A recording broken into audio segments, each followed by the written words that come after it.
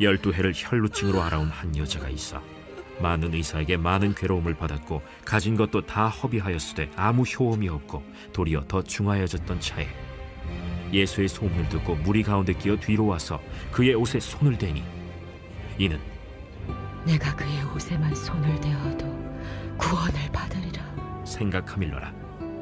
이에 그의 혈루 근원이 곧 마름에 병이 나은 줄을 몸에 깨달으니라. 예수께서 그 능력이 자기에게서 나간 줄을 곧 스스로 아시고 무리 가운데서 돌이켜 말씀하시되 누가 내 옷에 손을 대었느냐?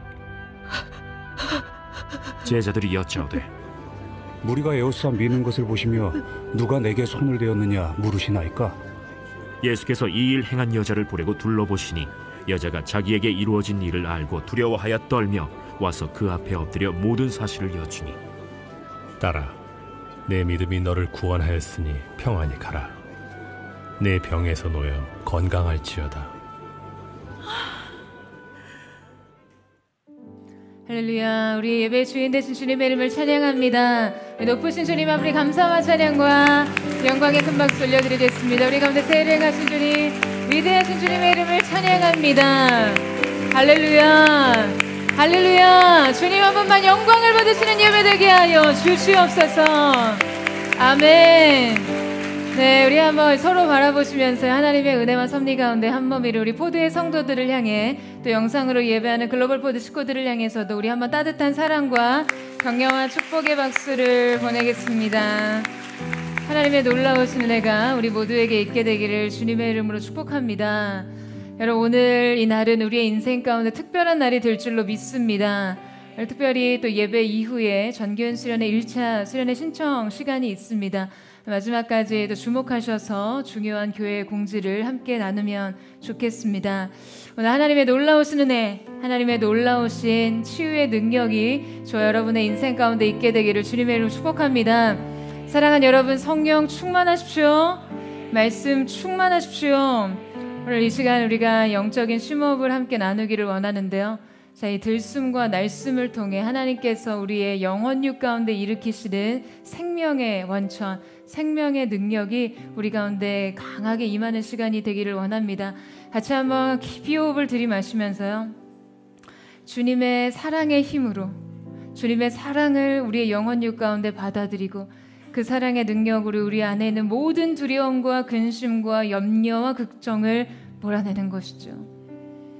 다시 한번 주님의 보혈을 깊이 호흡하며 들이마시고 그 놀라운 보혈의 능력으로 우리 안에 있는 모든 연약한 교만과 악함과 모든 연약한 육신의 질병을 끊어내는 것입니다. 오늘 우리의 인생을 말할 수 없는 긍휼로 어루만져 주시는 주님의 그 터치로 우리가 갈 수 없을 것만 같았던 그 길에서 믿음의 도전과 격려와 은혜가 부어지는 거룩한 은총이 있게 되기를 주님의 이름으로 축복합니다. 우리 옆에 사람에게 이렇게 한번 인사하셨으면 좋겠는데요. 새로운 소망의 문이 열릴 것입니다. 이렇게 한번 선포하시면 축복하시겠어요? 네, 이 믿음의 선포대로 하나님께서 오늘 놀라운 일을 이루실 줄로 믿습니다. 네, 여러분, 사회의학 분야의 세계적인 석학이자 또 현재 하버드대학 의과대학 교수인 아서 클라이먼이라는 분이 있습니다. 그는 30년의 현장 연구와 2천여 명의 환자들의 사례를 추적 분석해서요, 한 사람의 삶과 그의 질병이 서로 어떠한 영향을 주고받는지를 밝히는 책을 출간하는데요. 그 책의 제목이 우리의 아픔엔 서사가 있다입니다. 이 책 제목 자체의 접근에 감동이 있죠. 여러분, 어느 누가 우리 아픔에서 이 서사를 읽어내려 한다는 것이요. 제가 우연히 이 책을 보게 되었는데요. 저에게 굉장히 흥미로운 주제였어요. 출판사 서평에 이런 글귀가 적혀 있는데요. 하늘거리는 우리의 옷자락 안에는 부울하고 불안하고 우울한 인간이 살고 있다. 그 속에서 우리의 고통은 방향을 잃은 불길처럼 뼛속 사이사이를 파고든다. 이것을 어떻게 받아들여야 하는가? 그 안에 서사를 무시한 채 어떻게 이해할 수 있단 말인가? 우리는 망가진 신체가 퍼붓는 공격을 이겨내기 위해 매일같이 분투한다. 그러나 우리의 고통은 침묵 속에서 처참히 외면당한다. 하지만 우리의 질병엔 그만의 의미가, 삶의 서사가 숨겨져 있다. 여기서 문제는 몸이 아닌 우리의 삶이다. 질병, 그 중에서도 특히 만성질환은 한 사람의 삶과 이 궤도를 같이 하며 그 사람의 인생에 뗄래야 뗄 수 없는 존재가 되어버린다라고 이야기를 하는데요. 따라서 생물의학적 질환에 집중하기 이전에 한 사람이 앓고 있는 그 질병에 숨겨져 있는 의미와 삶의 무게와 그 고통에 고스란히 담겨 있는 그 사람만의 질병의 서사를 이해하고 그 서사를 공감의 시선으로 해석할 때 그 질병은 치유될 수 있다라고 말합니다. 질병에는 한 사람의 생애가 녹아 있기에 그저 진통제 한 알로 치유될 수 없다는 거예요. 제가 최근에 장로님께서 소개를 해주셔서 침 치료를 받고 있는데요. 처음에 그 한의원에 갔는데 이 원장님께서 저를 이렇게 살펴보시더니 너무 안타깝고 마음이 아프다는 듯이 목사님 얼마나 힘드셨어요. 이렇게 되기까지 얼마나 힘드셨을까요? 그리고 어떻게 이렇게 견디면서 사역하세요? 라고 말씀을 하시는데요. 정말 눈물이 왈칵 쏟아질 뻔했어요. 그 마음이 저에게는 큰 위로가 되더라고요. 여러분, 대부분의 사람들이 이 질병을 대할 때도 치료의 방법을 논하거나 이 증상의 경증을 논하는 것은 쉽게 할 수 있지만요. 그것을 경험하는 사람에 대한 주관적인 감정을 공감해 주려고 하지는 않습니다. 그런데 우리가 생각할 때마다 너무나 감동적인 것은요. 우리 주님께서 공생의 기간에 질병으로 고통받는 자들을 대하셨던 방식이에요. 예수님께서는 단지 질병을 고쳐주시기만 한 것이 아니었어요. 주님은 연약한 자들 각자 삶의 서사를 읽어내 주셨습니다. 그들의 아픔에 숨겨진 이야기들을 이미 알고 계셨어요. 그리고 사람들은 이해할 수 없는 고통을 들여다봐 주셨습니다. 그래서 그들에게 정말 필요한 손길과 온기와 위로를 함께 건네주셨고 육체의 질병으로부터 해방시켜 주셨을 뿐만 아니라 영적인 구원과 자유까지도 선언해 주셨던 것이죠. 여러분, 예수님께서요, 이 맹인들의 눈을 뜨게 하실 때도요, 실로암에서는 침을 뱉으셔서 진흙을 이겨 발라주시고는 모추로 보내셨고요. 또 다른 맹인에게는 이 눈을 만져주시면서 믿음대로 되라고 즉시로 선언하셨어요. 그러니까 여러분, 똑같은 질병으로 주님 앞에 나올지라도 예수님은 저마다 그 사람에게 맞는 독특한 치유의 방식을 베푸셨고 각자에게 필요한 말씀을 선언해 주셨던 것이죠. 그 아픔의 서사를 이미 다 아셨기 때문에 가능했어요. 여러분, 오늘 우리가 함께 읽은 이 본문 말씀은요, 제가 개인적으로 굉장히 참 사랑하는 말씀입니다. 이 본문 속에 등장하는 한 여인의 삶은 안타깝게도 오직 그녀의 질병으로만 설명되고 있어요. 이 질병이 마치 삶 전체를 정의 내리는 것 같습니다. 이때 이 한 여인의 아픔의 서사를 우리 주님께서 어떻게 다루시는지, 그리고 그러한 주님 앞에 이 여인이 보여준 믿음이 어떠한지 그 아름다운 이야기를 함께 살펴보기를 원하는데요. 이번에 이 말씀을 깊이 묵상하는데 그동안 이 말씀에서 또한 대할 때 느꼈던 감동과는 또 다른 깊이의 울림이 제게 다가오더라고요. 그것은 바로 이 여인의 믿음에 관한 것이었습니다. 여러분, 오늘 우리는요, 이 말씀을 통해 단순히 질병과 치유의 문제뿐 아니라 우리의 인생의 아픔과 절망을 다루는 법을 우리가 함께 짚어보면서 먼저 우리의 믿음의 점검을 하고자 합니다. 믿음의 점검 첫 번째는 당신은 여전히 희망할 수 있는가입니다. 여러분, 이 여인은요, 오랜 기간 혈류증이라는 병으로 인해 고통을 받던 인생이었어요. 그러니까 혈류증이란 유출병으로 이 비정상적인 자궁 출혈을 의미하는데요. 그러니까 12년 동안 이 질병으로 출혈이 계속되었다면 여러분 아마도 굉장히 극심한 악성 빈혈에 시달렸을 테고요. 그러니까 평범한 일상생활을 누리는 것 자체가 어려웠을 것입니다. 여러분 아프면요, 인생에서 큰 감사를 모르고 지나쳤던 평범한 일상들이 얼마나 큰 은혜 위에 올려져 있었는지를 알게 됩니다.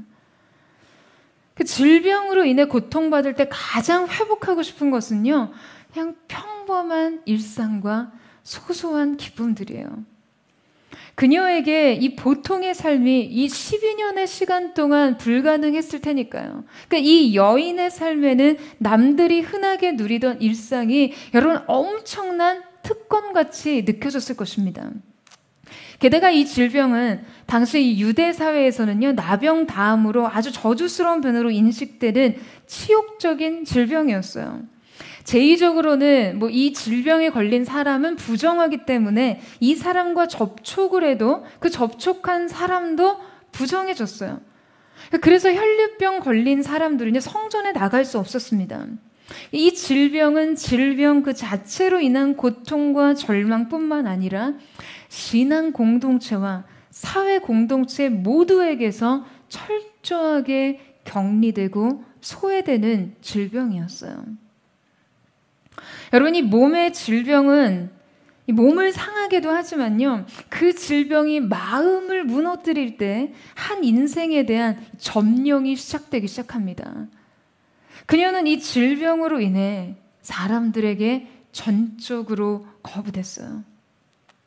이 질병을, 이 아픔을 오롯이 몸으로 감당하는 것 외에 수치감, 소외감, 외로움, 지독한 고독을 그냥 스스로 감당하며 살아야 했던 것이죠.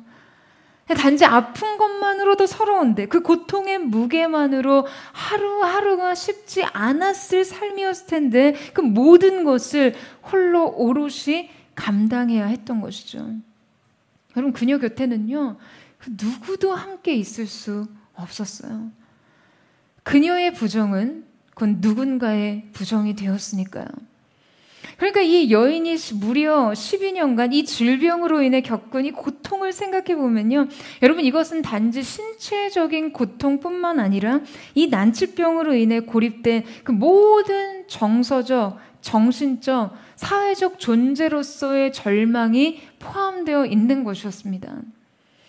그녀는 이 질병을 치료하기 위해 아마 12년간 인간적으로 할 수 있는 모든 노력을 다 해봤을 거예요.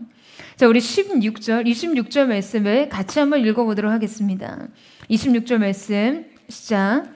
많은 의사에게 많은 괴로움을 받았고 가진 것도 다 허비하였으되 아무 효험이 없고 도리어 더 중하여졌던 차에. 자, 여러분, 그녀가 의원을 만나서 이 치료를 시도해 보았다라는 것만으로도요, 좀 어느 정도 재산을 소유했다라는 것을 알 수 있습니다. 당시 의원의 치료를 받을 수 있는 이 계층은 굉장히 제한적이었거든요.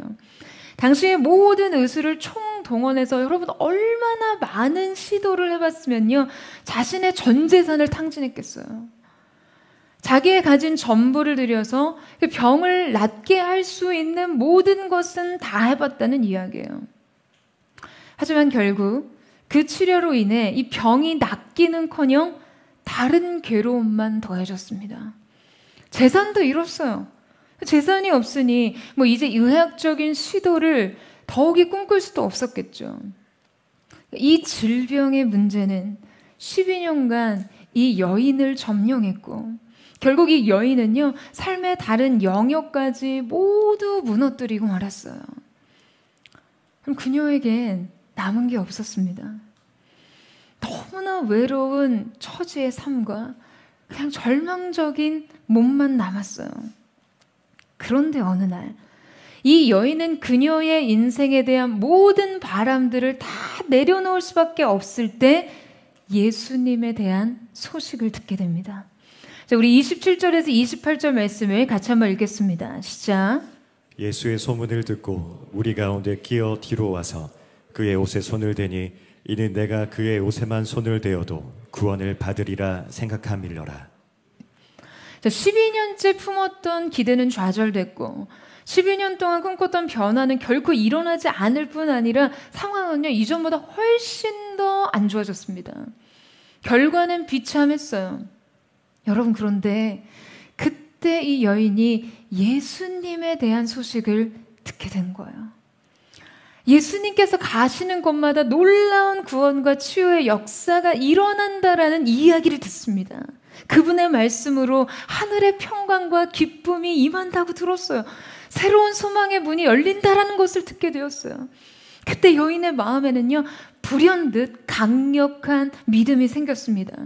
이것은 어떠한 경험적인 판단이 아니었고요, 막연히 스치는 기대도 아니었습니다. 이것은 강력한 영적인 직감이었어요. 이것은 믿음이었어요. 여인은 생각합니다. 내가 그의 옷에만 손을 대어도 구원을 얻으리라. 여러분, 여기 기록된 생각함이로라라는 표현에 사용된 동사 엘레게는요, 반복적인 행위를 나타내는 동사입니다. 그러니까 그 예수님에 대한 이야기를 들은 이후로 이 여인은요, 이 생각과 말을 수없이 반복했다는 것이죠. 이 여인은 주님 앞에 나오기 전 마음속으로 하루에도 수십 번, 수백 번 그 이상 이 말과 말을, 이 생각을 되뇌었다는 것입니다. 되뇌이고 또 되뇌입니다. 내가 그의 손에만, 그의 옷에만 손을 대어도 구원을 얻으리라. 내가 그의 옷에만 손을 대어도 구원을 얻으리라. 여러분, 이 계속된 되뇌임 속에 믿음이 실렸습니다. 다시 생각하고 다시 말하고 다시 선포할 때마다 더 큰 갈망이 생겼어요. 갈망할 때마다 갈망이 또 다른 갈망을 불러왔습니다. 그녀는요, 예수님에 대한 기대로 부풀어 올랐어요. 여러분, 그녀는 알았어요. 예수님께 가면 자신의 병이 나을 줄을요. 그녀는 알았습니다. 예수님께서 자신의 인생의 구원자가 되어주실 것을요. 그래서 그녀는 결심합니다. 내가 곧 그에게 가리라. 여러분, 이 믿음에 대해 어떻게 생각하세요? 여러분, 우리는요, 이 여인의 12년치 절망을 고작 성경의 두 구절로 읽어내려 합니다. 이 여인이 가지고 있었던 12년의 아픔의 서사를 우리는 혈류증 걸린 여인이라는 수식어 한마디로 이해하고 있는 것처럼 여러분, 이 한 줄의 믿음까지 당연하게 여겨요. 여러분, 한번 이 여인의 삶을 깊이 들여다보세요. 우리가 아무리 작은 문제여도요, 그 문제를 12년 동안 씨름한다면요, 이 정도면 절망이 삶의 방식이 되지 않겠습니까? 아니, 뭘 해도 안 된다는 패배의식이 체질이 되지 않았겠어요? 체념과 그냥 될 대로 되라는 삶의 태도가 여러분 습관이 되지 않았겠습니까? 그럼 과연 12년의 절망을 모두 끌어안은 이 여인의 삶이 동시에 희망을 품을 수 있었을까요? 그냥 어느 구름에 비가 올지 모른다는 희망과 기대로 그냥 하늘을 하염없이 바라볼 수밖에 없는 이 마음은 여러분 그저 당연한 것이 아니라 너무나 치열한 것 아니었을까요? 이것이 하루 이틀의 일이었다면 낭만으로 그칠 수도 있었겠죠. 하지만 12년의 반복된 기대와 절망이었다면 여러분 과연 여전히 희망을 품을 수 있는가?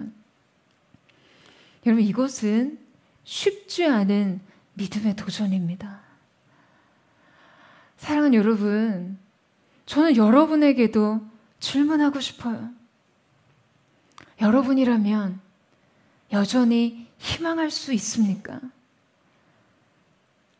목회를 하면서 많은 성도들과 이런저런 상담을 하다 보면 체념과 부정과 패배의식에 똘똘 뭉쳐서요, 그냥 이것이 엄청난 자기 방어와 자기 애를 형성하는 사람들을 때로 만나게 됩니다. 그런 분들이랑 이야기를 나누다 보면요, 제가 아파요. 왜냐하면 그 영혼의 믿음이 심겨지기가 너무나 어렵거든요. 희망에 대해서 언제나 냉소적이고 냉소하고 변화에 대해 늘 자포자기하는 사람들에게 이런 믿음의 역사란 늘 허구입니다. 믿음을 논하면 그냥 콧방귀를 낍니다.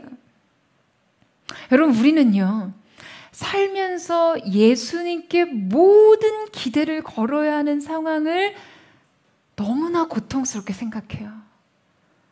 우리는 상식과 합리성과 현실적 인과관계에서 어떤 기대를 할 수 없는 그런 상황을요, 너무나 두려워합니다. 믿음의 모든 것을 걸어야 하고 그냥 예수님만 바라봐야 하는 상황은요, 인생의 막다른 길에서만 직면했을 때나 하는 행동이에요. 그냥 정말 끝까지 간 거죠. 끝까지 가기 전엔 여러분, 우리는 이러한 방식으로 삶을 살려고 하지 않습니다. 여러분, 우리가 좀 아프면요, 좀 견디죠. 그러다 너무 아프면 약 사 먹습니다. 정 안 되면 병원에 가요. 병원에서 쉽게 고칠 수 있는 정도면 기도하지 않습니다. 그럼 기도는 언제 하는가? 약국에서 약 사 먹었는데 해결이 안 될 때, 병원에 가서 치료 받아봤는데 답이 없을 때, 그때서야 모든 걸 주님 앞에 가지고 나옵니다. 눈에 보이는 방법으로, 손에 잡히는 방식으로 충분히 위기를 해결할 수 있을 때는요, 여러분, 기도하지 않습니다. 그러나 더 이상 방법이 없을 때 기도합니다. 우리는 삶의 많은 문제를 여러분, 이러한 방식으로 다뤄요. 이러한 과정을 통해서만 그분께 갑니다. 예수님께 그 문제를 가져갈 때는 여러분, 이미 우리에게 심리적인 시한부가 임했다는 의미인 것이죠. 물론 여러분, 오해하지 마세요. 여러분, 약국 가서 약 사 먹는 게, 병원 가서 치료받는 게 믿음이 없다는 이야기를 하는 것이 아닙니다. 여러 가지 해결책을 강구하는 것이 믿음을 거부하는 행동이라는 것이 아니에요. 하나님의 역사는 언제나 초자연적이고 초이성적인 방식으로만 우리의 삶에 나타나는 것이 아니거든요. 하나님께서 우리의 삶에 대부분 상식과 자연 법칙과 합리성을 존중하세요. 뿐만 아니라 인간이 만들어낸 모든 것을 유익하고 선하게 사용하길 원하십니다. 그래서 의술도 이용하고 경제 전략도 이용하고 사회법도 이용해야죠. 여러분, 하지만 중요한 것은 우리가 예수님께 무엇을 기대하느냐의 문제입니다. 본질은요, 믿음의 개입이 있느냐예요. 약을 먹어도, 병원에 가도 예수님과 아무 상관없고 예수님께 어떠한 것도 기대하지 않는 것은 여러분, 믿음의 삶이 아니거든요. 예수님에게서는 아무것도 기대할 것이 없고 예수님께는 아무런 의탁을 하지 않고 예수님과는 아무런 상관없는 것이, 아무 상관없는 삶이 안전한 삶이라는 것, 여러분, 과연 이것이 믿음의 삶입니까? 여러분, 저는 이 여인에게 자리 잡은 이 한 줄기 빛 같은 희망이요, 너무나 찬란하게 느껴져요. 12년 동안 캄캄했는데, 12년 동안 아무것도 보이지 않았는데, 그냥 12년 동안 계속해서 실패로 얻어맞았는데, 그리고 그 모든 것을 12년 동안 오롯이 홀로 감당하고 혼자 해결했는데, 이 암흑 같은 인생에 찾아온 여러분, 이 한 줄기 빛 말이에요. 사랑하는 여러분, 여러분의 삶에 어떠한 절망이 있다 해도, 여러분의 삶에 어떠한 아픔이 있다 해도 예수님에 대한 믿음으로 여러분의 영혼 속에 이 빛이 환하게 켜지기를 원합니다. 여러분, 아멘이세요? 여러분의 인생에 찾아오신 예수 그리스도에 대한 소식은 여러분의 인생 속에 어떠한 변화를 일으켰습니까? 예수님에 대한 말씀은 여러분 마음에 여러분 어떠한 갈망을 일으켰나요? 예수님에 대한 기대는 여러분 인생에 어떠한 불을 붙였습니까? 사랑하는 여러분, 예수님을 기대하세요. 예수님만을 기대하세요. 아마 여러분 중에 이 한 줄에 그냥 모든 것을 걸어야 하는 지독한 현실에 처한 분이 있을 것입니다. 그 삶이 저도 너무나 마음 아프지만 저는 오늘 이 말씀 속에서 이 여인의 삶을 통해 예수 안에 있는 한계 없는 소망을 품을 수 있는 놀라운 은혜의 역사가 여러분 가운데 있게 되기를 주님의 이름으로 축원합니다. 예수님을 기대할 때 예수님께서만이 하실 수 있는 놀라운 은혜의 역사가 여러분의 삶을 압도하는 거룩한 능력이 되기를 주님의 이름으로 축복합니다. 이제 믿음의 점검 두 번째는 정말 예수님을 붙잡을 수 있는가입니다. 여러분, 많은 사람들이요, 자기가 할 거 다 해본 후에 이런 말을 자주 해요. 이제 하나님께서 하셔야 한다고요. 여러분, 이거 얼핏 들으면 이런 인정이 믿음 같죠. 근데 여러분, 면밀히 봐야 합니다. 아니에요, 여러분. 이 인정은요, 믿음 같아 보이지만 때로 이것은 그저 체념과 포기에 듣기 좋은 포장일 수 있습니다. 그냥 그저 이렇게 하나님께 던져놓고 막연하게 기대하는 것은요, 온전한 믿음이라고 할 수 없어요. 여러분, 이 여인에게 12년 된 불치의 병이 치유를 받을 수 있었던 여러분 그 기적이 무엇 때문이었을까요? 오늘 본문의 말씀 속에 의하면 바로 그것은 그녀의 믿음 때문이었죠. 그런데 그 믿음은요, 단지 희망에 그치지 않았어요. 그녀의 믿음은 수많은 군중을 뚫고 예수님의 옷자락을 붙잡기까지 혼신을 다하는 믿음이었습니다. 다시 일어서고 또다시 일어서서 전진하는 믿음이었어요. 여러분, 오늘 본문 말씀은요, 두 개의 치유 사건이 액자식으로 구성으로 삽입되어 있는데요, 이 회당장 야이로의 딸의 치유 사건이 이렇게 진행되는 과정 가운데 이 여정 중에 이 여인의 치유 사건이 삽입되어 끼어들게 된 것이죠. 본문 23절에 회당장 야이로라는 사람이 예수님 앞에 찾아와 간곡하게 자신의 딸의 위중함을 알리고요, 그 예수님의 치유를 부탁하는데요, 자, 예수님께서는 즉시 자리를 이동하셔서 야이로의 집으로 향하십니다. 자, 그런데 그 길에 많은 군중들이 예수님을 애워싸는 그런 상황들이 발생하게 되죠. 오늘 말씀의 주인공이었던 혈류병 앓던 여인도 지금 그 무리들 가운데 속해 있었습니다. 그런데 여러분, 그녀가 지금 이 자리에 나오는 게 과연 쉬웠을까요? 그 상하고 연약해진 몸을 이끌고 여러분, 무리 가운데 발각되기라도 한다면요, 율법에 명시된 부정한 사람으로서 굉장히 큰 곤란과 모욕을 당할 수 있었을 상황이었음에도 불구하고 여러분, 왜 애써 이 자리에 나왔을까요? 여러분, 그녀는요, 유출법에 대한 율법의 규례로 인해 제도권 내에서 숨조차 쉬지 못하는 사람이었어요. 그냥 없는 사람처럼, 없는 것처럼 살아야 무리를 일으키지 않을 수 있었던 것이죠. 철저하게 홀로 되어야 미움을 받지 않을 수 있었던 그녀의 존재가 사람들 앞에 드러나는 순간이 여러분 얼마나 두려웠겠어요. 여러분, 그녀가 이 자리에 나오는 것은요, 정말이지 이 여인의 마지막 몸부림이었을 거예요. 예수님의 옷자락만 만져도 여러분 자신의 병이 나을 거라는 희망을 품었다 하더라도 그 육신을 이끌고 수많은 사람 앞에 나서기까지는 또 다른 믿음이 필요했습니다. 그 믿음은요, 12년간 축적된 모든 무력함을 일으켜 세웠어요. 몸도 마음도 지쳐 있었고 사람들 앞에 서기 두려웠지만 정말 예수님을 붙잡아야 했어요. 그저 희망에 그쳐서는 안 됐어요. 머리에서 그쳐서는 안 됐습니다. 믿음의 실전이 필요했어요. 믿음의 행동까지가 요구됐어요. 여러분, 하지만 이 믿음의 행동에는 고통이 따랐습니다. 여러분, 희망을 품는 단계까지는요, 아무것도 잃어버릴 것이 없을지 모르지만 믿음의 행동 단계에서는 지금보다 더 많은 것이 뒤흔들 수 있다는 리스크가 있습니다. 여러분, 누구든지 이 리스크, 위험 요소를 감당하는 건 쉬운 일이 아니에요. 다만 이 단계에서 가려지는 것이죠.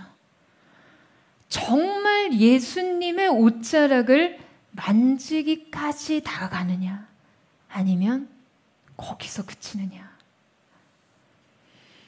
마지막 강의로 유명한 랜디 포쉬 교수가 자기 아들에게 남긴 글에 보면 이런 이야기가 나오죠.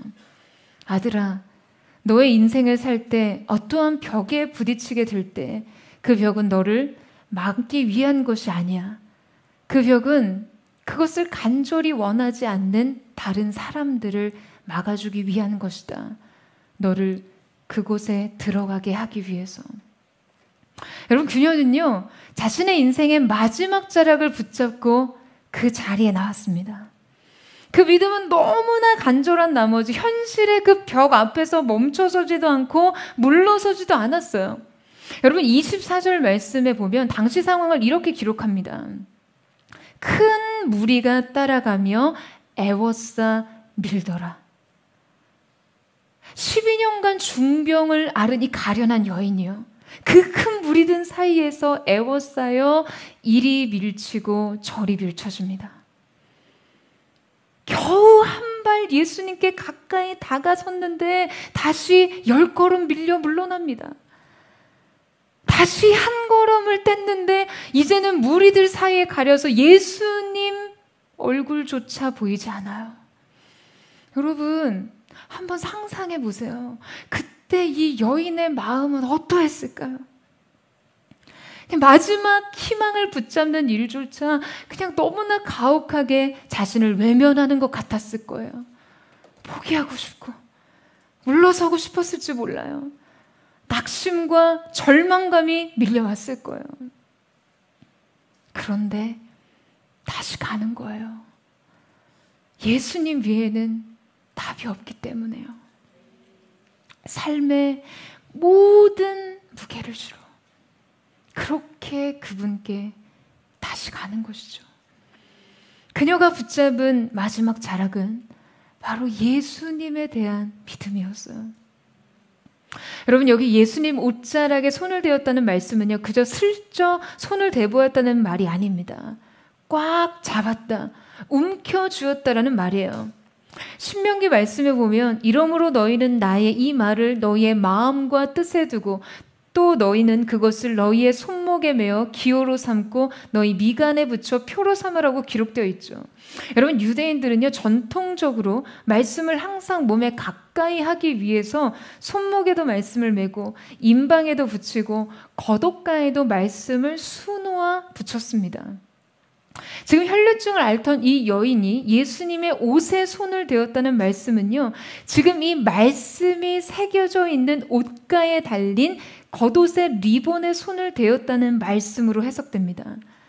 그냥 이렇게 손을 대었다가 아니라 꽉 잡았다는 것이죠. 그분의 옷가에 새겨진 말씀을 붙들었습니다. 간절한 마음으로 붙잡았어요. 나의 기대를 붙들었던 것이 아니었어요. 포기하지 않는 나의 믿음을 붙잡은 것이 아니었습니다. 말씀이신 주님 그 자신을, 그리고 주님께서 주신 말씀의 약속을 붙들었던 것이에요. 말씀을 실제처럼 붙잡았습니다. 사랑하는 여러분, 이것이 바로 진짜 믿음이에요. 예수님의 옷자락을 정말 붙잡을 수 있느냐 없느냐. 내 믿음이 내 아픈 몸을 일으키고 내 마음을 일으키고 그래서 비틀비틀 걷더라도 주님 앞으로 갈 수 있느냐. 내 눈 앞에서 주님을 배웠고 손을 뻗어 그분의 옷자락을 꼭 붙들 수 있느냐? 여러분, 이것이 우리의 믿음의 참과 거짓을 판가름해 주는 것이죠. 사랑하는 여러분, 믿음으로 일으키세요. 여러분의 삶의 문제를요, 믿음으로 일으키십시오. 믿음으로 용서하세요. 믿음으로 불평을 감사로 바꾸세요. 때로 믿음으로 끌어안기도 하고 믿음으로 거부하기도 하세요. 여러분, 이 모든 것이 믿음의 몫입니다. 저는 오늘 저와 여러분이 이렇게 한 걸음 믿음을 일으켜 주님 앞으로 나아갔지만 10걸음, 20걸음 뒤처진 것 같은 인생의 현실 앞에서도 포기하지 않고 예수님께로 다시 일어나 나아갈 수 있는 믿음의 전진과 그 간절함이, 그 갈망이 여러분의 인생 가운데 영원 깊은 곳에 있게 되기를 주님의 이름으로 축원합니다. 여러분, 이 여인의 믿음은요, 이 여인은 끝까지 믿음으로 걸어갔어요. 그리고 믿음으로 붙잡았어요.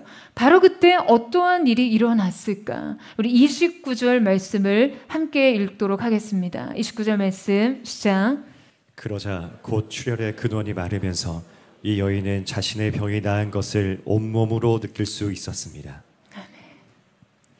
여기 출혈의 근원이라는 말은 샘 또는 우물이라는 뜻입니다. 예수님의 능력으로 말미암아 그 질병의 원인이 제거됐다는 거예요. 어떤 증상의 문제가 호전된 것이 아니라 근본적인 원인이 제거됐다는 의미인 것이죠. 그녀는 즉각적으로 알았어요. 자신을 12년 동안 정복했던 질병의 묶임이 완전히 끊어져 버린 것을 느꼈습니다. 할렐루야. 여러분, 그리고 주님도 아셨습니다.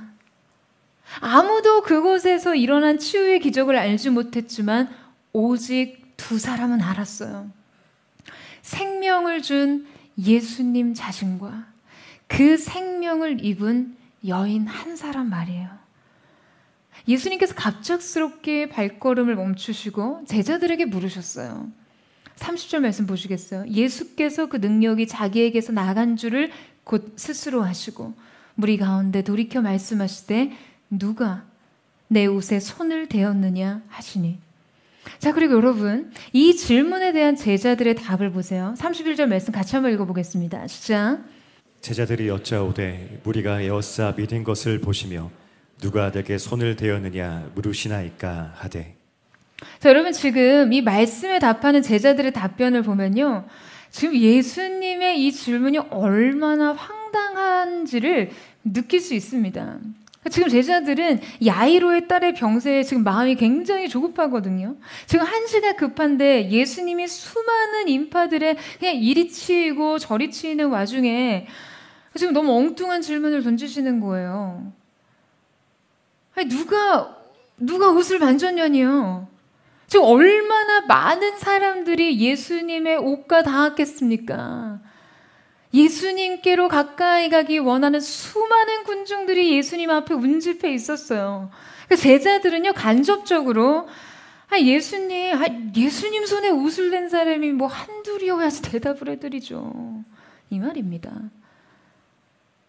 여러분, 그날 그 현장에는 수많은 무리들이 몰려 나와 있었어요.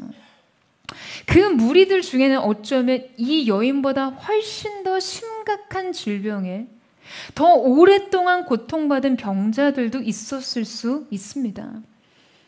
그들 나름 다 각자 아픔의 서사를 가지고 있었겠죠.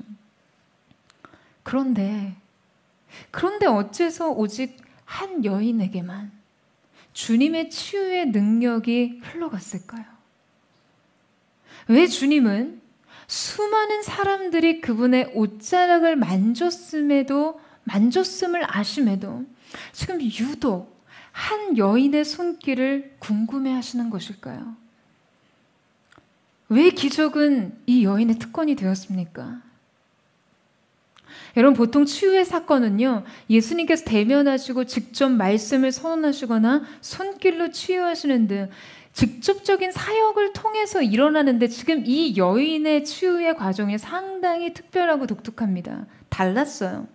주님의 의사와는 전혀 상관없이 일방적으로 주님의 옷에 손을 댔는데 기적이 일어났어요.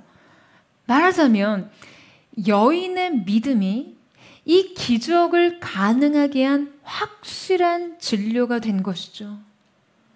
이 여인의 터치는 달랐어요. 이 여인의 터치는 예수님의 신적 능력에 온전히 연결된 터치였습니다. 여러분, 아무리 강력한 전기 에너지가 있어도요, 그것을 공급받기 위해서는 전기 전도성이 있는 금속이 연결되어 있어야 합니다. 근데 여러분, 금속이라고 해서 다 같은 전기량을 전달할 수 있는 것이 아니에요. 아무리 정교한 물질이 있어도요, 전도성이 없는 것과의 전달은 에너지 전달을 일으킬 수 없죠. 그리고 뿐만 아니라 전기 전도성은요, 물질마다 다릅니다. 그래서 가장 이 전기의 전독성이 강력한 물질이 은인데요. 자, 은에 비해서 알루미늄은요, 전기 에너지를 전달하는 능력이 거의 50% 이상 떨어집니다. 여러분, 영적인 능력도 마찬가지예요. 같은 은혜가 베풀어지는 현장에서도 영혼의 전도성에 따라 영적인 공급에 현저한 차이가 일어납니다. 여러분, 그날 많은 사람들이 예수님을 보러 나왔어요.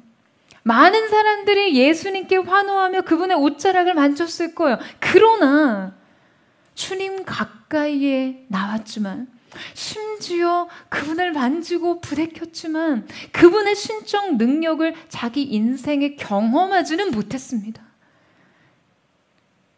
그들은 주님에게 열광했지만 주변을 맴돌았고 치유의 현장의 구경꾼이 되었어요. 그들 믿음과 주님의 진정한 접촉이 없었기 때문이었습니다.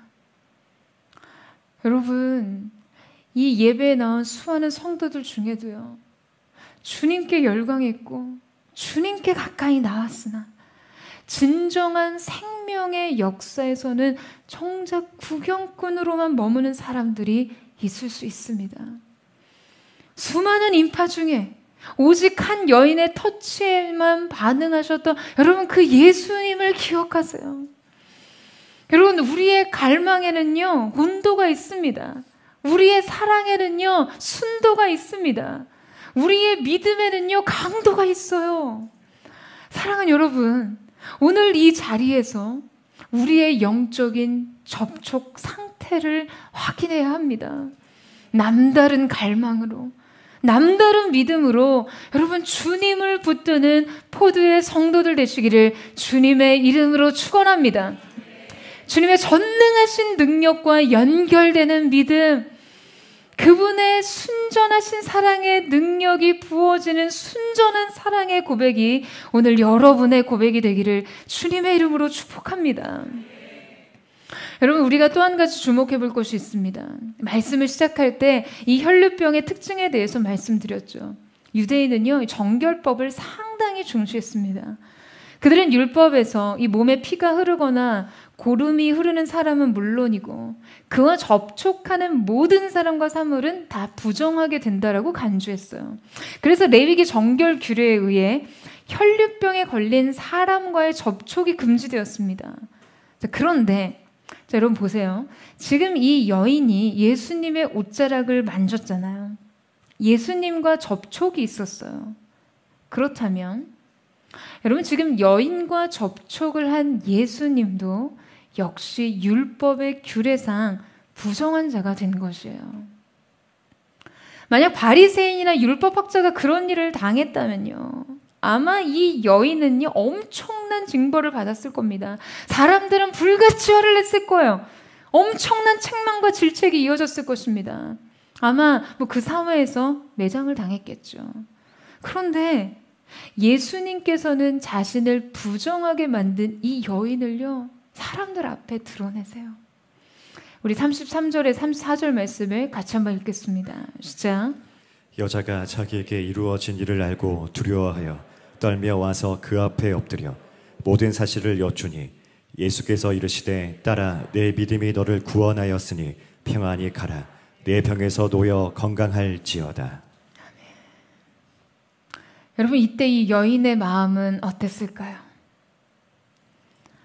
정말 이 일만큼은 일어나지 않았으면 했는데, 자신이 사람들에게 노출되는 일만은 정말 절대 없었으면 했는데, 자신으로 인해서 예수님이 부정하게 되는 것으로 인해 정말 곤란을 당하시는 일은 결코 원하지 않았는데 가장 원하지 않았던 일이 일어났어요.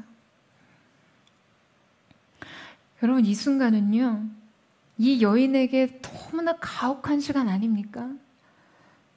12년의 어둠을 뚫고 그냥 희망의 빛이 그녀를 비추나 했는데 그녀는 결국 두려움에 벌벌 떨었습니다. 그런데 바로 그때 주님이 그럼 뭐라고 그녀를 부르세요?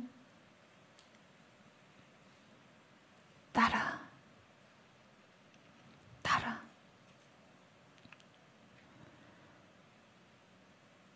여러분, 12년째 외로움에 방치된 그녀의 인생을 이토록 친밀하고 다정하게 부르시다니요. 여러분, 이 부름이 그녀의 인생을 어떻게 건져오르고 있나요? 어느 누가 12년째 철저하게 소외되고 격리되고 외면당한 여인의 삶에 이렇게 따뜻하게 다가와 말을 걸 수 있습니까? 저는 이 부름을 곱씹어 생각할 때마다 너무나 깊은 울림을 느껴요. 다른 거 생각하지 않고 계속 이 부름 가운데 머물러 있고 싶어요.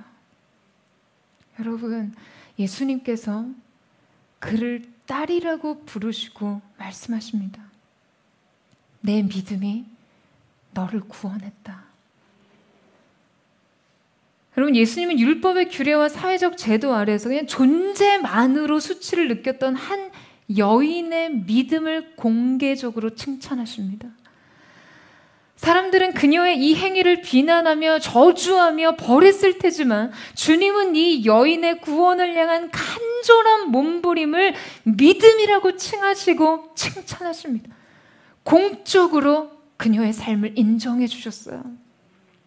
여러분, 이 주님을 향한 이 간절함만으로 우리가 인생의 구원자 되신 그분께요 칭찬을 받을 수 있다는 것이 여러분 너무나 감격스럽지 않으세요? 주님을 원하는 그 애타는 마음만으로 그분의 은총을 입을 수 있다는데 여러분 어떻게 사시겠어요? 여러분, 사람들이 뭐라고 하든 주님을 향한 이 여인의 비밀스러운 손길을 주님은 모른 척하지 않으셨어요. 그 믿음을 인정하셨고 칭찬하시며 여러분 무엇을 베푸셨습니까? 그 인생의 구원을 선언하십니다. 치유를 넘어선 구원을 베풀어 주십니다. 여러분, 저는 오늘 우리의 믿음을 향해 마지막 세 번째 질문을 던지기를 원합니다. 그것은요, 바로 진정한 기적을 꿈꾸는가입니다. 여러분, 주님께서는 여인의 육체적 질병을 고치는 것에서 그치지 않으셨어요. 예수님은 단순히 능력을 행하는 여러분 그런 능력자가 아닙니다. 그리스도는 완전한 구원자세요. 여러분, 아멘이세요? 여러분, 단지 병에서 치유되는 것은 완전한 구원이 아닙니다. 이것은 완전한 기적이 아니에요. 진정한 치유와 기적은 그리스도가 누구이신가를 아는 것까지 나아가야 합니다. 여러분, 이 사실을 믿으세요? 여러분, 이 사실에 아멘하는 믿음이 여러분의 것이 되기를 예수님의 이름으로 축원합니다. 여러분, 앞서 여인의 접촉으로 예수님께서 부정하게 되셨다라는 것을 언급했죠. 이사야 53장에 이 사실을 우리에게 가르치고 있어요. 이사야 53장 3절에서 5절 말씀에 그는 사람들에게 멸시를 당하고 버림을 받았을 뿐만 아니라 고통을 겪었고 언제나 병을 앓고 있었다. 사람들이 그를 보고서 얼굴을 가릴 만큼 그는 멸시를 당했으니 우리마저도 그를 무시해버렸다. 그러나 사실 그가 짊어진 병은 우리의 병이었고 그가 짊어진 아픔은 우리의 아픔이었다. 그런데도 우리는 그가 맞을 짓을 해서 하나님께서 그를 때리시고 고난을 주신다고 생각했다. 그러나 사실은 우리의 허물이 그를 찔렀고 우리의 악함이 그를 짓뭉갰다.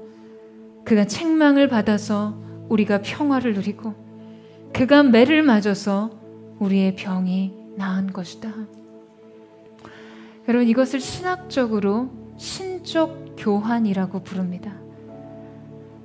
그리스도께서 십자가를 통해 우리에게 맞바꿔 주신 것들을 의미합니다.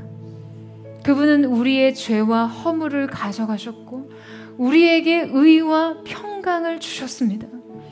예수 안에 있는 생명, 예수 안에 있는 평강, 예수 안에 있는 소망과 기쁨을 우리에게 주시고 우리 안에 있는 고통과 눈물과 슬픔과 절망과 실패와 질병을 가져가셨어요. 여인에게 새로운 삶, 새로운 기적의 치유의 능력이 임하기 위해서는 예수님에게 터치해야 했던, 그분이 부정하게 될 수밖에 없었던, 여러분이 상징적 모형을 통해서, 사랑하는 여러분, 오늘 우리가 얻게 될 치유와 회복은요, 그리스도께서 십자가에서 우리를 위해 확증하신 사랑을 통해 부어진 것입니다. 우리를 위해 그분이 징계를 받으셨고, 우리를 위해 그분이 채찍에 맞으셨고, 우리를 위해 모든 고통과 질고를 감당하셔야 했어요. 여러분, 저는 오늘 이 말씀을 통해 예수님이 십자가상에서 우리에게 주신 것들에 접속하기를 원합니다. 오늘 우리가 주님의 옷자락을 붙들 때 예수님께서 우리를 위해 하신 모든 일들이 우리 안에 성취되고 완성되기를 주님의 이름으로 축원합니다. 모든 질병과 고통과 슬픔의 근원이 마르고 강력한 예수 그리스도 십자가의 영광이 오늘 여러분에게 새롭고 산 길이 될 줄로 믿습니다. 오늘 그 넘치는 은혜, 그 말할 수 없는 긍휼과 자비의 은총이 포도의 성도들의 삶과 영혼과 육체 가운데 증거되기를 주님의 이름으로 축원합니다. 이 시간 우리 함께 찬양하며 기도하며 나아갔으면 좋겠습니다. 사랑하는 주님, 오늘 우리 앞에 계신 주님 앞에 우리가 인생의 모든 삶의 무게를 담아 그 주님을 옷자락을 붙잡습니다. 주님을 바라보는 믿음의 시선으로 주님을 향한 유일한 소망 되신 주님을 붙드는 그 믿음으로 한 걸음 한 걸음 주님께로 나아가오니 오늘 그렇게 주님 앞에 서는 하나님의 사람들의 인생을 긍휼히 여기시고 주님의 한량없는 은혜와 사랑과 놀라운 능력으로 기름 부어주시고 이들의 삶을 덮어주시옵소서. 주 발 앞에 무릎 꿇고 그 사랑에 남기네. 어떤 말도 그 어떤 소리도 그 발 앞에서 잠잠해지네.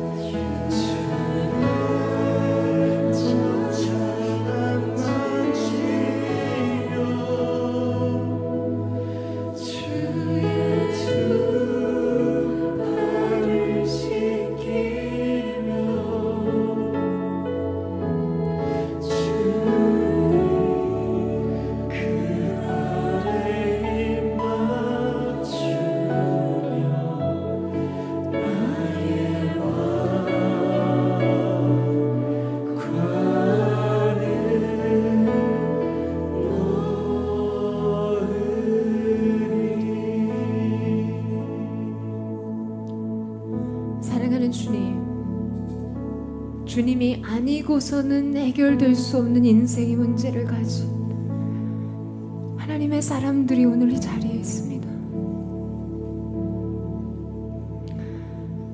주님께 나오기까지의 믿음을 일으켜 연약해진 육신과 절망적인 심령을 가지고 오직 주님께 인생의 마지막 소망이 있고 오직 주님께 이 모든 문제에 답이 있기에 주님 앞에 나온 하나님의 사람들이 주님 이 가운데 있습니다. 오늘 이 가운데 주님 성전 가득히 펼치셨던 주님의 임재의 옷자락으로 덮어주시고 이들의 인생의 깊은 절망과 눈물과 슬픔과 탄식을 아시는 주님께서 오늘 각자 그들의 인생 속에 숨겨진 아픔의 서사를 아시는 주님께서 주님 말씀하여 주십시오. 딸아, 내 믿음이 너를 구원했다. 아들아, 너의 믿음이 너를 구원했다. 예수님의 임재를 구합니다. 결코 우리로부터 시작될 수 없는 이 일의 시작이 주님 편에서 주님의 사랑과 말할 수 없는 긍휼과 연민으로부터 흘러나오는 넘치는 사랑의 은혜로부터 우리의 삶이 새롭게 시작되게 하여 주십시오. 주님의 귀한 자녀들을 만져주시고 어루만져주시고 상처나고 깨어진 심령마다 주님 회복을 평하여 주십시오. 오직 오늘 이들에게 주님의 옷자락을 붙들 수 있는 믿음만 허락되게 하여 주시옵소서. 물러서고 밀려나도 또다시 주님 앞으로 갈 수 있는 믿음, 그 한 걸음의 믿음이 오늘 이들의 것이 되어줄 수 있도록 주님 도우시고 함께하여 주시옵소서. 예수님께로 갈 수 있는 믿음, 예수님께 인생의 구원이 있음을 되뇌이고 생각하며 말할 수 있는 그 믿음의 붙잡음이 있을 수 있도록 역사하여 주시옵소서. 호산나 다윗의 자손 예수여, 우리를 불쌍히 여겨 주시옵소서. 우리 전심으로 주의 앞을 부르짖고 우리 주님의 피 앞에 나아가며 주님 앞에 기도하며 나아가겠습니다. 주여,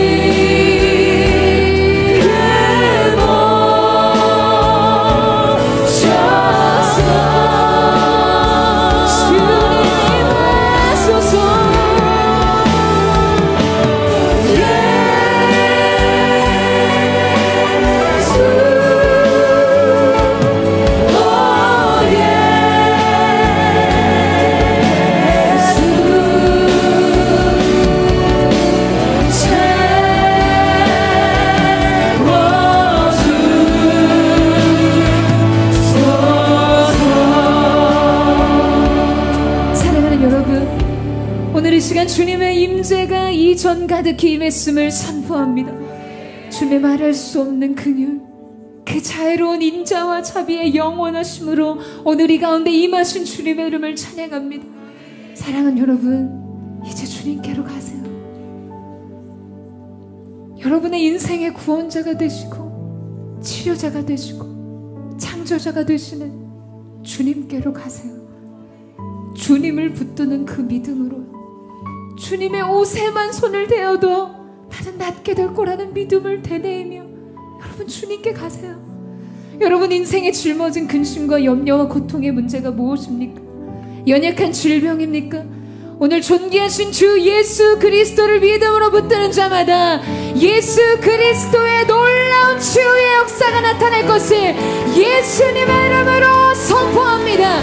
정신적인 모든 고통, 육신의 질병과 연약함과 영적인 논리, 예수님의 이름으로 명하노니 끊어질지어다. 여러분 예수님께 가세요. 예수님을 붙드는 믿음으로 주님께로 가십시오.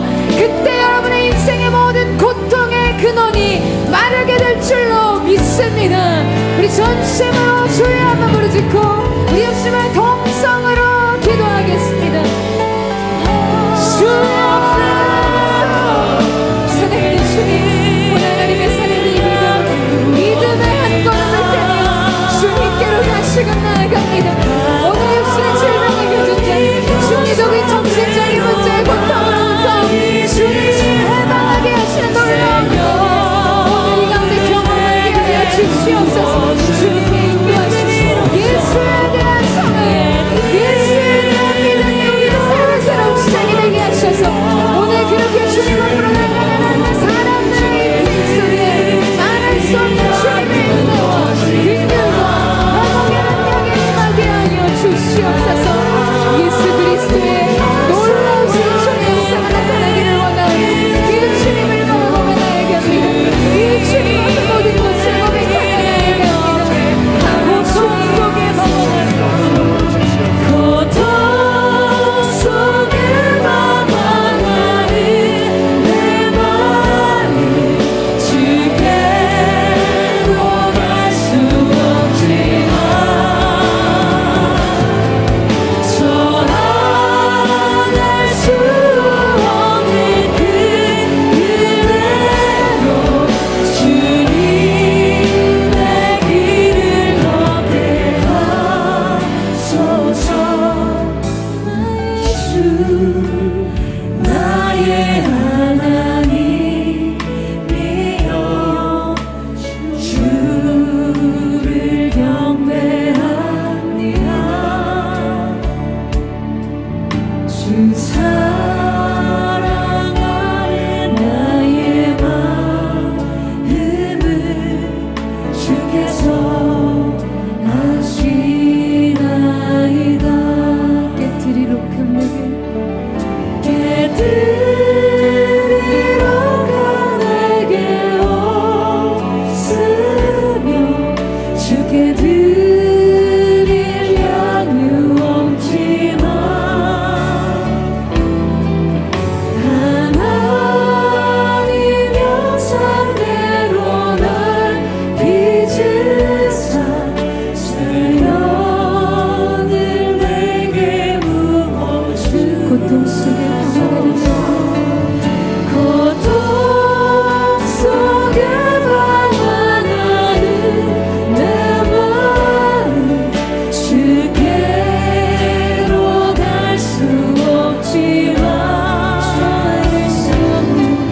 전할 수 없는 그 은혜로 주님의 길을 걷게 하소서. 나의 주 나의 하나님이여 주를 경배합니다. 주 사랑하는 나의 마음을 주께서 아시나이다.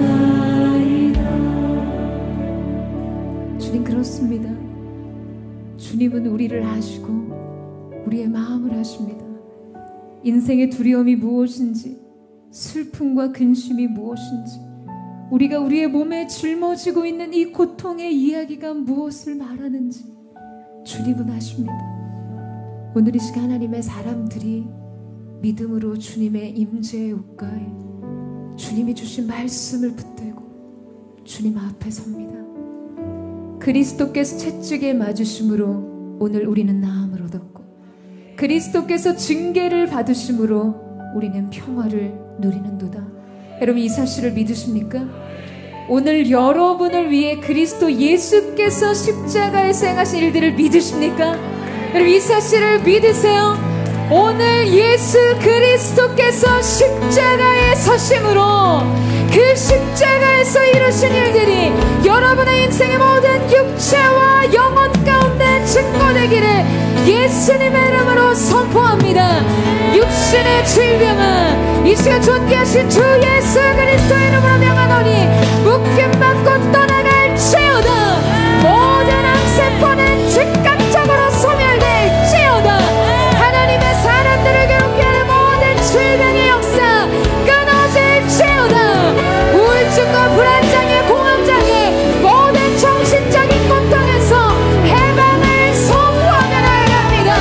그 고통의 근원이 마르게 하여 주시옵소서. 여러분의 십자가의 능력이 여러분의 육체와 삶 가운데 증거되기를 원하는 사람들, 그 자리에 일어나세요. 특별히 우리의 교회 가운데 우리 함께 원우들을 위해서도 기도하기를 원합니다. 김미림 자매, 백세기 자매, 우리 최동욱 집사님, 한 사람 한 사람 우리의 지체들의 몸 가운데 생명의 능력이 드러나게 하여 주시옵소서. 모든 질병의 근원을 떠나갈지어다. 전심으로 주여 세번해치고 주님의 놀라운 은혜가 우리 가운데 부어지도록 기도하며 나가겠습니다.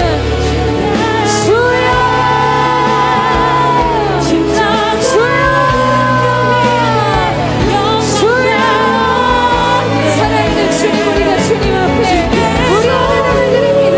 오늘 모든 육신의 질병이 떠나가게 하여 주시옵소서. 살아있는 미리 가운데 주여 성령을 부으시고 예수와 보혈의 능력을 높으셔서 모든 암세포가 완전히 소멸하시고 모든 교류를 하여 주시옵소서. 최동석 집사님, 백슬기 자매, 하나님의 주원자 두명 가운데 있는 모든 사람 주님의 사랑으로 돌봐주시고 그들의 이름으로 주님의 옥상을 붙들고 나아가는데 안할 수 없는 그리스도 이들의 인생 가운데 부어지게 하여 주시옵소서. 우리 성도님, 자녀를 감사해요. 영영 산채우는 공채의 역사가 부어지게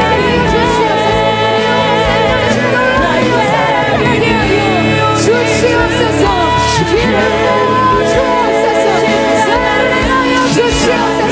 십자가가 우리 인생의 능력이 되며 십자가가 자들에게 인생의 평화와 찬기쁨이 예수님의 이름으로 선포합니다. 육신의 질병이 즉시로 끊어지게 해주시고 치유하시는 치료하시는 역사가 창조자되시며 구원자되시는 주님의 부어지게 하여 주옵소서. 나의 믿음 주께 있네.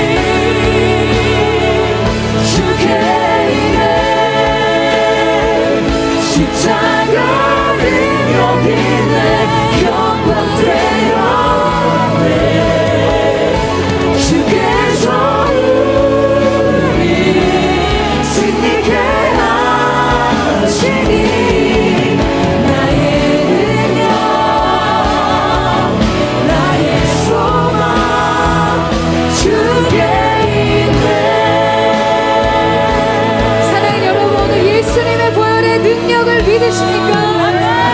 문설주와 임방에 발려진 어린 양의 피에 문을 통과한 이스라엘 백성들이 출애굽할 때 시편 기자는 이렇게 선포하며 고백하고 있습니다. 단 한 사람도 비틀거리거나 연약한 자 없이 기쁨으로 출애굽의 길에 동행했다고요.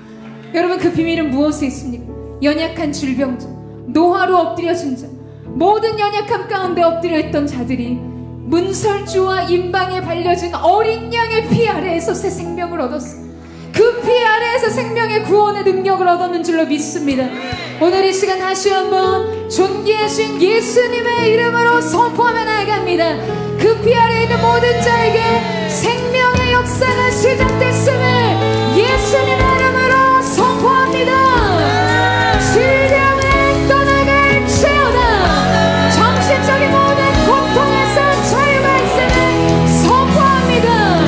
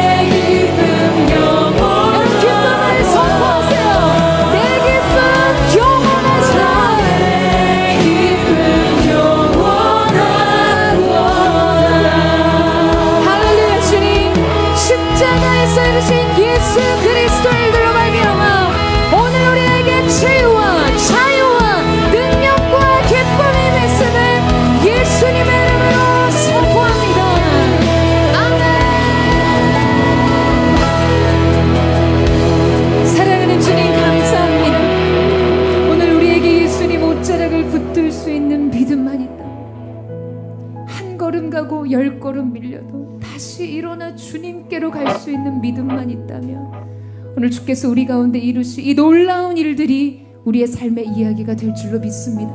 오늘 주께서 행하신 일들을 믿음으로 바라봅니다. 오늘 우리의 육체는 새로워졌음을 선포합니다.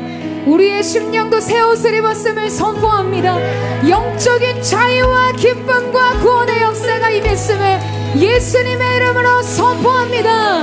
오늘 우리 가운데 세례하신 주님을 찬양할지어다. 그 높으신 주님의 영광을 선포하며 감사드리며 존귀하신 예수님의